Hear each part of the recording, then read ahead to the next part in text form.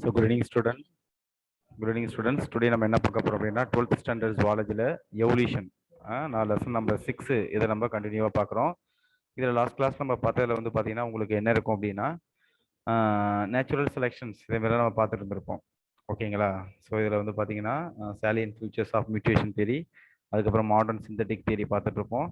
அதில் லாஸ்ட்டில் வந்து பார்த்தீங்கன்னா நம்ம என்ன கன்க்ளூஷன் முடிச்சிருப்போம் அப்படி வந்து பார்த்தீங்கன்னா அதில் லாஸ்ட் 5th வந்து பார்த்தீங்கன்னா ரீப்ரொடக்டிவ் ஐசோலேஷன், இனப்பெருக்க ரீதியாக தனிமைப்படுத்தப்படுதல், அதை கொஞ்சம் டிஸ்கஸ் பண்ணணும். ஸோ இன்னைக்கு நம்ம பார்க்க வேண்டியது என்ன அப்படின்னா evolution by the anthropogenic sources. Anthropogenic சோர்சஸ்னா ஹியூமன் வழியா என்னென்ன new kinds of organism formation ஆயிருக்கு அதை சொல்றதான் வந்து பார்த்தீங்கன்னா உங்களுக்கு ஆந்த்ரோபோஜெனிக் சோர்சஸ் அப்படிங்கிறது. ஓகேங்களா? அதுக்கப்புறம்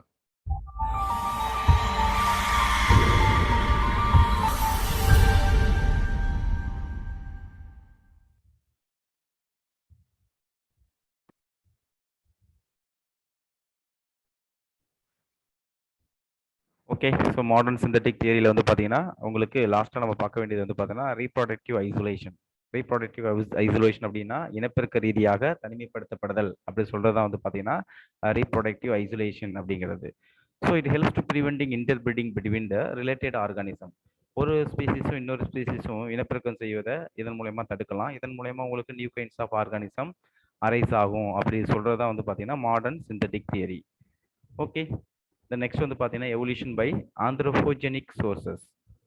ஆந்த்ரோபோஜெனிக் சோர்சஸ்னா மனித இனத்தால் உருவாகும் பரிணாமம்.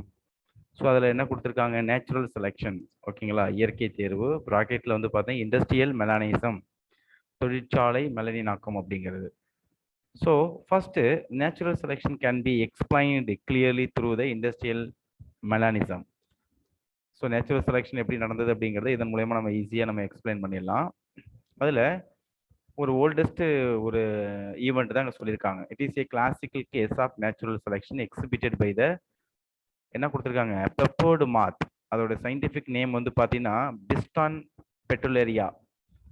ஓகேங்களா? மாத் அப்படிங்கிறது அந்துப்பூச்சி. அந்த அந்துப்பூச்சியோட சயின்டிஃபிக் நேம் வந்து பார்த்தீங்கன்னா பிஸ்டான் பெட்டுலேரியா. ஸோ இந்த பிஸ்டான் பெட்டுலேரியாவில் உங்களுக்கு வந்து 2 கைண்ட்ஸ் ஆஃப் வெரைட்டிஸ் ஒன்று இருக்குது. ஒன்று வந்து பார்த்தீங்கன்னா ஒயிட்டு, இன்னொன்று வந்து பார்த்தீங்கன்னா பிளாக்கு. 2 கலர்டு கிடைக்கும். ஆனால் சேம் ஸ்பீசிஸ் தான், பட் கலர் தான் டிஃப்ரென்சஸ். இதில் வந்து பார்த்தீங்கன்னா எந்த ஸ்பீசிஸ் வந்து டாமினெண்ட்டாக இருந்தது, எந்த ஸ்பீசிஸ் வந்து ரொம்ப லெஸ் நம்பரில் இருந்தது அப்படிங்கிறத நம்ம வந்து கண்டுபிடிக்க போகிறோம். So there are available in 2 colours. இதே கொடுத்துருக்காங்க பாருங்க, ஒயிட் அண்ட் இன்னொன்று வந்து பார்த்தீங்கன்னா பிளாக். ஸோ பிஃபோர் இண்டஸ்ட்ரியலைசேஷன், அதாவது ஒரு இண்டஸ்ட்ரீஸ் வருவதற்கு முன்பு பெப்பர்டு மாத் இருக்கு இல்லையா, போத் ஒயிட் இன்னொன்று என்னது and black coloured were common in England. பொதுவாக இங்கிலாண்டில் வந்து பார்த்தீங்கன்னா இது வந்து பிஃபோர் இண்டஸ்ட்ரியலைசேஷன், தொழிற்சாலை வருவதற்கு முன்பு இது பொதுவாக 2 கலரும் இருந்திருக்கு அப்படிங்கிறத கொடுத்துருக்காங்க. ஓகே. இதுக்கான பிக்சர்ஸ் தான் இது. ஒன்று வந்து பார்த்தோன்னா பிளாக், இன்னொன்று வந்து பார்த்தோன்னா white. So evidence for natural selection industrial melanin தான் நம்ம பார்த்துருக்கோம். 19th அப்புறம் அது மிட் 19th செஞ்சுரிக்கான பிக்சர்ஸு. ஸோ இங்கே தான் கொடுத்துருக்காங்க பாருங்க. ப்ரீ இண்டஸ்ட்ரியலைசேஷன், அதாவது தொழிற்சாலை வருவதற்கு முன்பு witness white coloured background of the wall. ஏன்னா அந்த இண்டஸ்ட்ரீஸ் அந்த ஏரியாவில் கிடையாது, அந்த கண்ட்ரியில் இல்லை. அந்த கண்ட்ரியில் உங்களுக்கு இண்டஸ்ட்ரீஸ் இல்லாததுனால உங்களுக்கு என்ன ஆகுது அப்படின்னு பார்த்தீங்கன்னா பொல்யூஷன் இல்லை. அப்போ அந்த வால், அந்த ட்ரீயோட பார்க், இது எல்லாமே வந்து பார்த்தீங்கன்னா மேக்ஸிமம் உங்களுக்கு பொல்யூஷன் இல்லாமல் தான் ஒயிட் கலரில் இருக்குது. So white coloured background of the wall of the building, hence the white coloured moth escaped from their predator. ஏன்னா அந்த வெள்ளை கலர் செவத்தில் போயிட்டு வாலில் போயிட்டு இந்த ஒயிட் கலர்டு அந்த அந்துப்பூச்சி உட்காரும் பொழுது அது அந்த கலரில் போய் மறைஞ்சிடுது. ஸோ மறைகிறதுனால உங்களுக்கு வந்து பார்த்தீங்கன்னா அது பிரிடேட்டார்ஸ்லேருந்து அது என்ன செய்யுது, எஸ்கேப் ஆகுது அப்படிங்கிறத கொடுத்துருக்காங்க.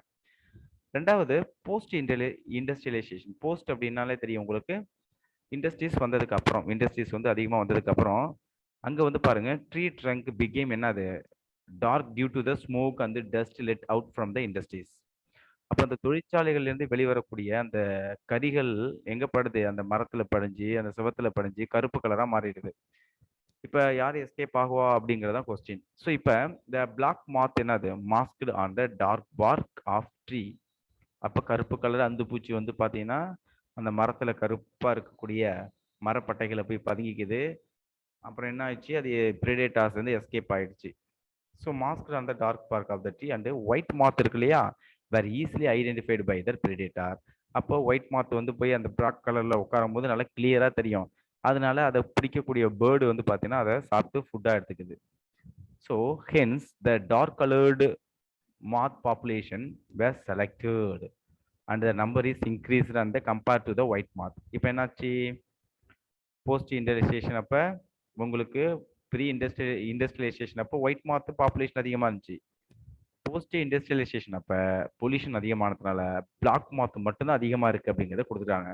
So nature afford positive selection pressure to the black coloured moth. So nature வந்து அதுக்கு வந்து அலோவ் பண்ணுது, அதை வந்து நம்பர்ஸ் இன்க்ரீஸ் பண்ணுறதுக்கு அப்படிங்கிறது கொடுத்துருக்காங்க. ஆக்சுவலி அது வந்து இண்டஸ்ட்ரியல் ஸ்டேஷன் அப்படிங்கிறது, இண்டஸ்ட்ரீஸ் தொழிற்சாலை அப்படிங்கிறது மனிதனுடைய செயல்பாடுகளால் உருவானது, அதை மைண்டில் வச்சுக்கணும். The above proof showed that the population organism that can adapt with என்னது survive and produce more progeny resulting in the increase in population through the natural selection.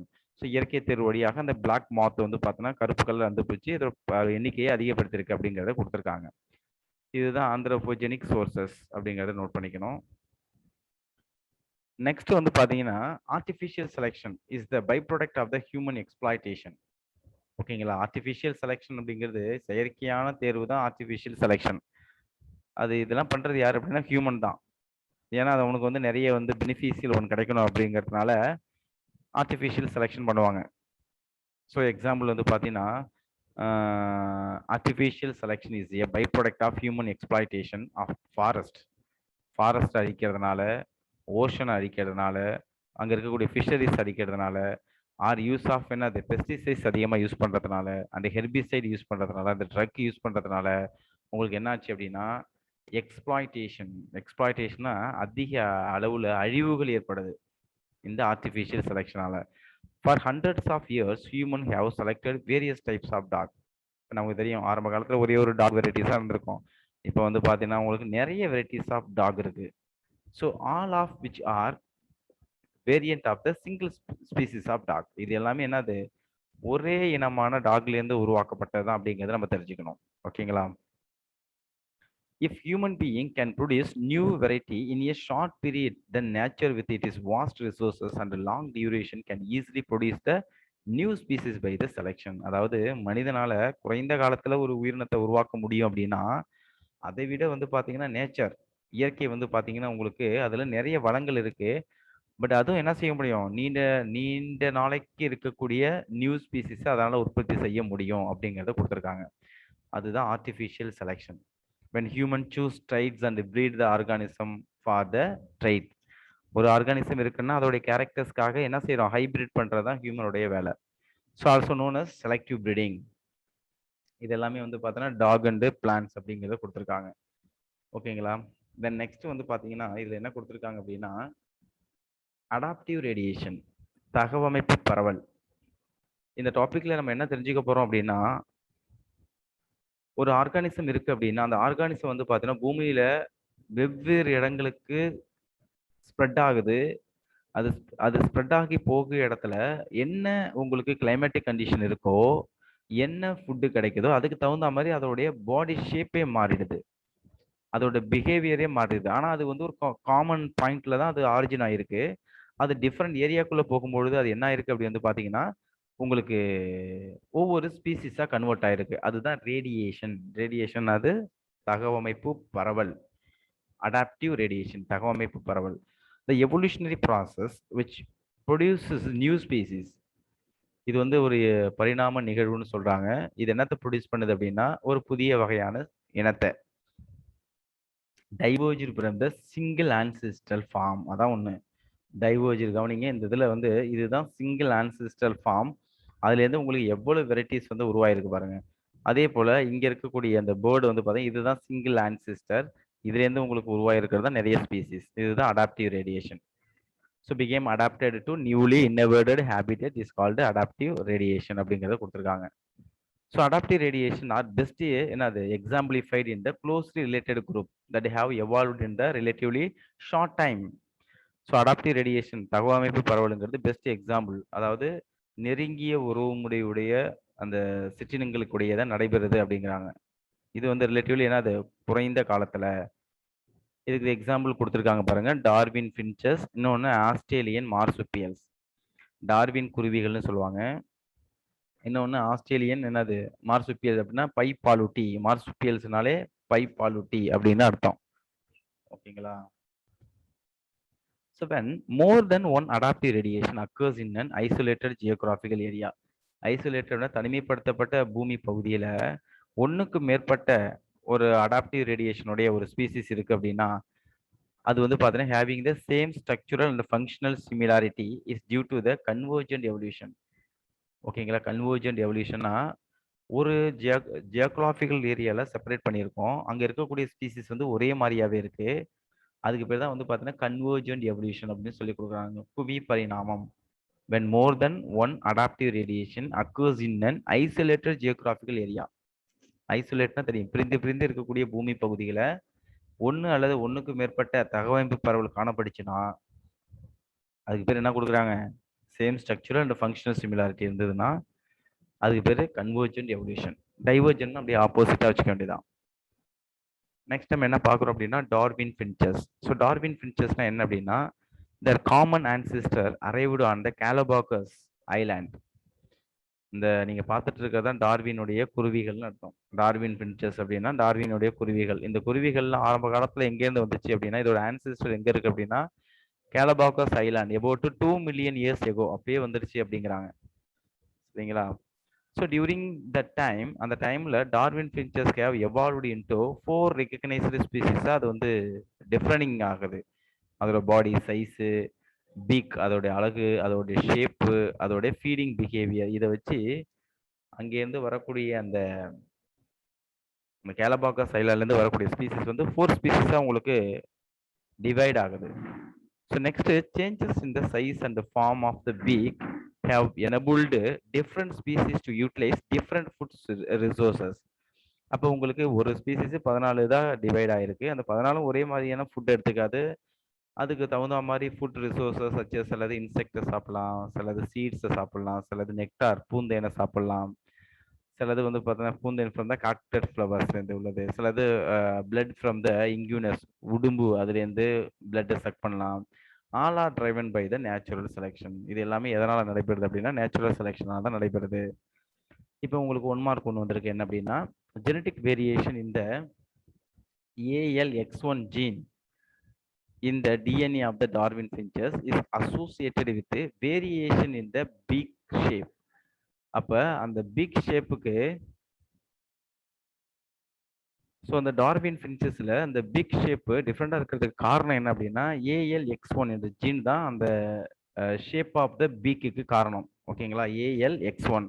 அந்த ALX1 வந்து பார்த்தீங்கன்னா உங்களுக்கு வேரியேஷன் இல்லை சடன் மியூட்டேஷன் ஆகும் பொழுது அதில் உள்ள ஃபீனோடைப்லையும் உங்களுக்கு என்ன வருது அப்படின்னா வேரியேஷன் காமிக்குது அப்படிங்கிறத கொடுத்துருக்காங்க.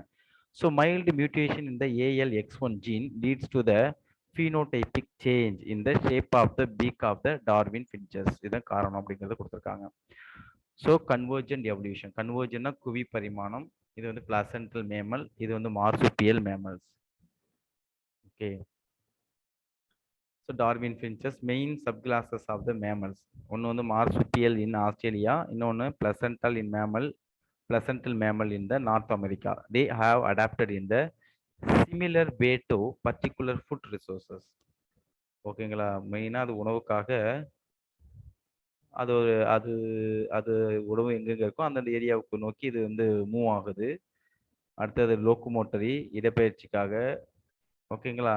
லோக்கோமோட்டரி ஸ்கில் ஆர் என்னது கிளைமேட், இதாக ஒவ்வொன்றும் ஒவ்வொரு சைடு மூவ் ஆகி போயிடுது. ஆனால் சேம் ஸ்பீசிஸ் தான் first. They were separated from the common ancestor more than 100 million years ago. எல்லாமே வந்து பார்த்தீங்கன்னா ஒரு பொதுவான மூதாதையிலேருந்து தான் உருவாயிருக்கு. அதுக்கப்புறம் வெவ்வேறு இடங்களுக்கு போகும்போது அது ஒவ்வொரு ஸ்பீசிஸாக அது வந்து மாறிடுது. அவ்வளோதானே ஒழிஞ்சு மற்றபடி ஒன்றும் கிடையாது.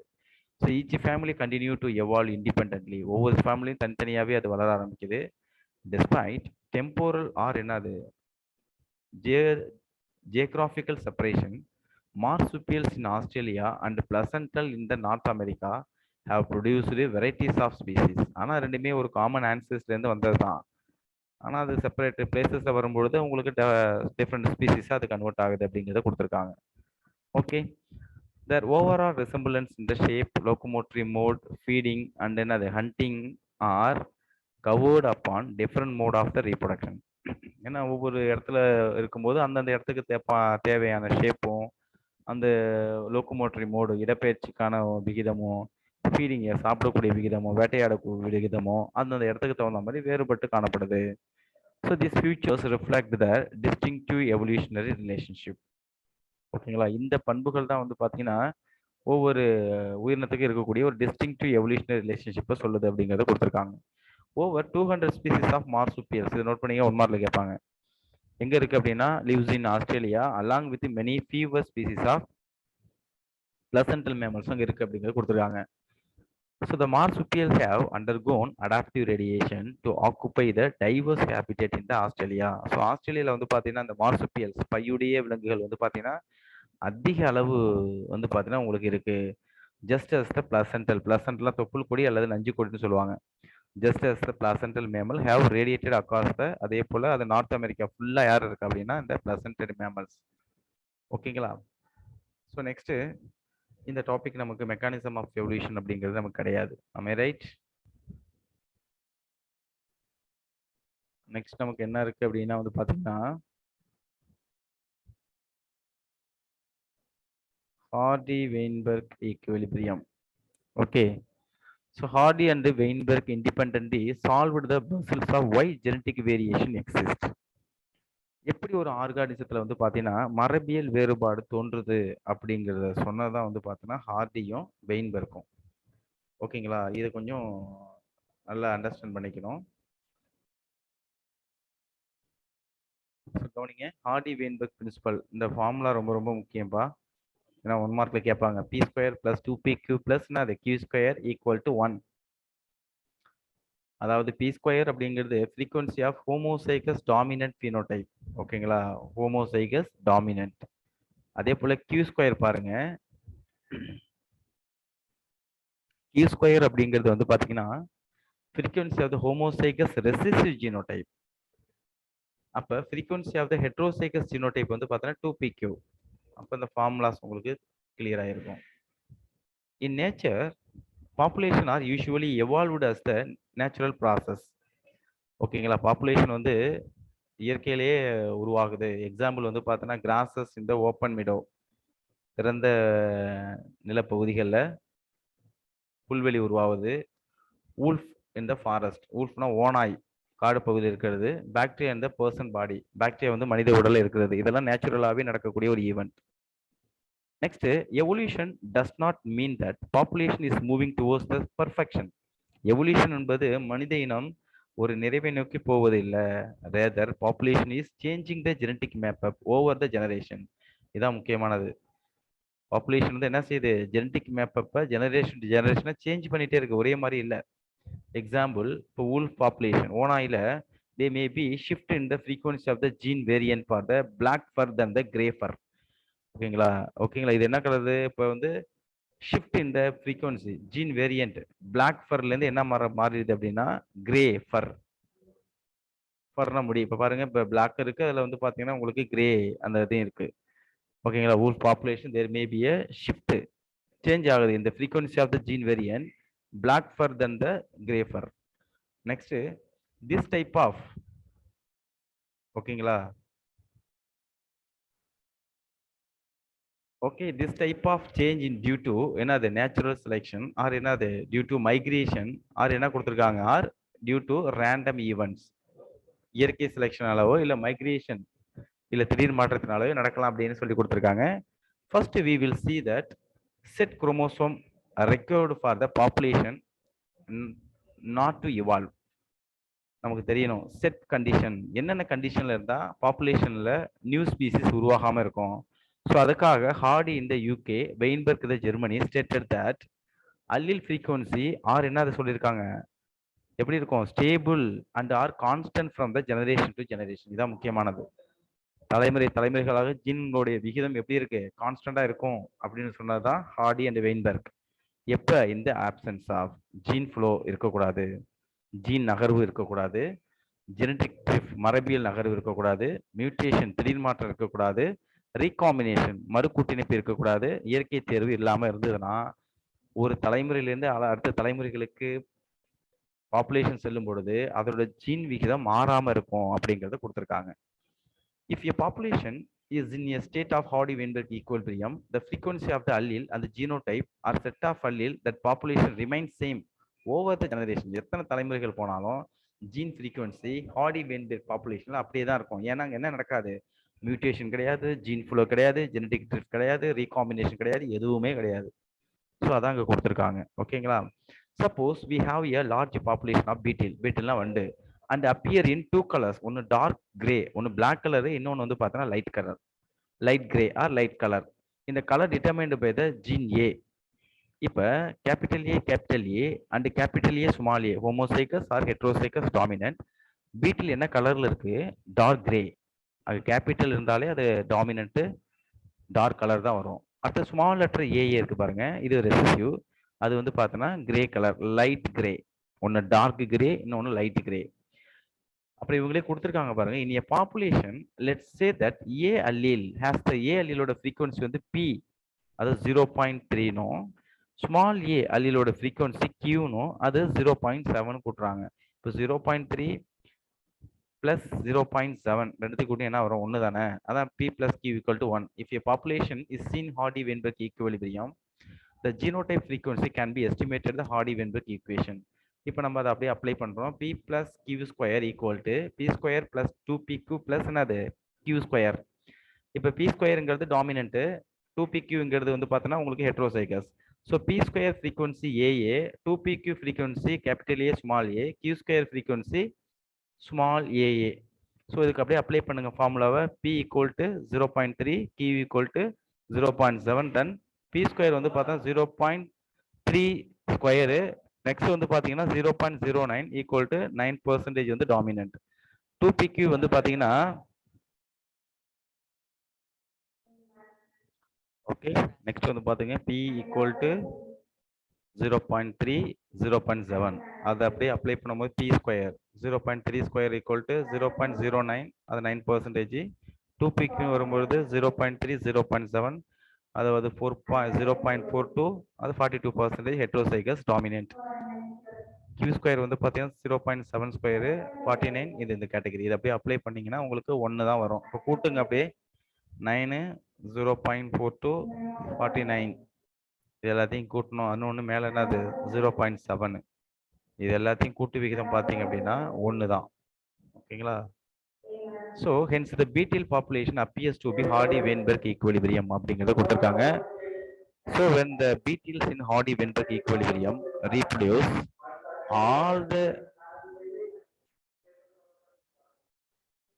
when the beetle in the Hardy-Weinberg equilibrium produce, the allele and the genotype frequency in the next generation would be எப்படி இருக்கும்? Let us assume that frequency of capital A and small a allele pole gamete that make the next generation would be the same. ஏன்னா உங்களுக்கு அங்கே எதுவுமே நடக்காது. என்ன நடக்காது? Mutation, selection, natural selection, gene flow எதுவுமே இல்லை. Then there would be no variation, no progeny, no ஸ்பீசிஸும் வராது. த ஜீனோடைப் என்ன, அது frequency of the parent appears in the next generation என்னதான் இருக்கும்? 09 capital A, 42% capital A small a, 49% recessive small a. அப்போ மூணுத்தையும் கூட்டுங்க, உங்களுக்கு ஆட்டோமேட்டிக்கலாகவே 1 தான் வரும். So Hardy-Weinberg principle. So if we assume that beetles mate randomly, the probability of the getting the offspring genotype depends on the genotype of the combining parental gamete. அதை பொறுத்து தான் இருக்கு. அதாவது beetles வந்து random mating அதான் முக்கியமானது. The major factor which disturb the Hardy-Weinberg. இப்போ Hardy-Weinberg பாதிக்கக்கூடிய காரணிகள் என்ன அப்படின்னு நம்ம பார்த்தோம் அப்படின்னா, ஒன்று ஜீன் மைக்ரேஷன், ரெண்டாவது வந்து பார்த்தீங்கன்னா mutation, genetic drift, recombination, natural selection. இதெல்லாம் தான் உங்களுக்கு எதை அஃபெக்ட் பண்ணுது அப்படின்னா Hardy-Weinberg அஃபெக்ட் பண்ணுது அப்படிங்கிறது ஒரு அசம்ஷன், ஊகங்கள் அப்படின்னு நம்ம சொல்லுவோம். So no mutation, Hardy-Weinberg assumption include என்ன கொடுக்குறாங்க? No mutation. இப்போ மியூட்டேஷன் நடக்கல அப்படின்னா என்ன ஆகும்? No new allele are generated by the mutation. So nor the gene get duplicated or deleted. எந்த ஒரு ஜீனும் டூப்ளிகேட் ஆகாது, டெலீட் ஆகாது. ஓகேங்களா? இதெல்லாம் இல்லாமல் இருந்ததுன்னா உங்களுக்கு Hardy-Weinberg பிரின்சிபல் அப்படியே இருக்கும். நடந்துச்சு அப்படின்னா நியூ ஸ்பீசிஸ் வரும். இன்னொன்று ரேண்டம் மேட்டிங் பண்ணணும், தெரிஞ்சுதுங்களா? ஏன்னா லார்ஜ் பாப்புலேஷன் தான் Hardy-Weinberg principal. So every organism உங்களுக்கு என்ன கொடுத்துருக்காங்க அப்படி வந்து பார்த்தீங்கன்னா, get the chance to mate and mating is random. அதான் அதாவது அந்த யார் வேணாலும் கூட என்ன ரீப்ரொடக்ஷன் பண்ணலாம் அப்படிங்கிறத random mating large population with each other with no என்னது preference for the particular genotype. அப்படிலாம் கிடையாது. நோ ஜீன் ஃப்ளோ அப்படிங்கிறது மூவ்மெண்ட் ஆஃப் என்னது ஜீன்.